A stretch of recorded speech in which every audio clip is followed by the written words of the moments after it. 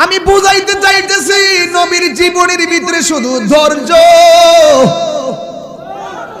আজকে আমাদের মধ্যে ধৈর্য নাই, মানুষ মানুষের ভালো দেখতে পারে না, শুধুমাত্র ধৈর্যহীন হয়ে আমরা এক একজন এক এক পাল্লায় মেতে উঠেছি। আমার নবী অভিশাপ দেয় নাই, আমরা অভিশাপ দিতে বড় অভ্যস্ত হয়ে গেছি। আমার নবী ক্ষমা করেছেন, আমরা প্রতিশোধ নেওয়ার জন্য মরিয়া হয়ে উঠেছি।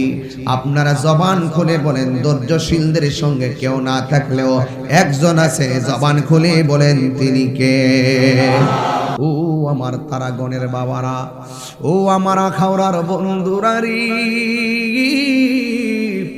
আমার নবী আপনার নবীর অল বডিটারে রক্তাক্ত করে ফেলেছে। আমার নবী ডাক দিয়ে কয়, তায়েফের বাসীরা আমারা যে মারতেছো, এমনি তো মক্কার কাফেররা আমারে মারে। এখন তারা মনে করতেছে আমি তায়েফে খুব ভালো আছি, যেহেতু আমি ভালো আছি তোমরা আমারে যে মারতেছো এটা মক্কায় বলিও না, বললে তারা আরো বেশি কইরা মজা করবে।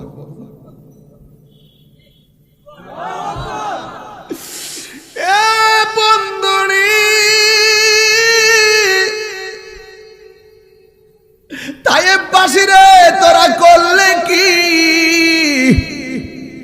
নবীরে নবী সো ইচ্ছায় তোর দেশে গেছে, আমার নবীরে তুই পাথর মারছ। আমার নবী যদি আমার বাংলার জমিনে আইতো, আমরা যদি নবীরে পাইতাম, নবীর কদম মুবারকে লুটে পড়ে যেতাম। আমার দয়াল নামে এত গোমধু,